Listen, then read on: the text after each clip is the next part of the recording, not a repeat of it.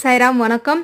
நேற்றைக்கு ஒரு வீடியோ பதிவு கொடுத்துருந்தேன் இல்லையா, முருகனுடைய அற்புதமான மந்திரங்கள் பதித்த ஒரு புத்தகம் நம்ம கௌரி சகோதரி வெளியிட்டிருக்காங்க அப்படின்னு சொல்லியிருந்தேன். எல்லாரும் ரொம்ப ஆவலோடு மெசேஜ் பண்ணியிருக்கீங்க.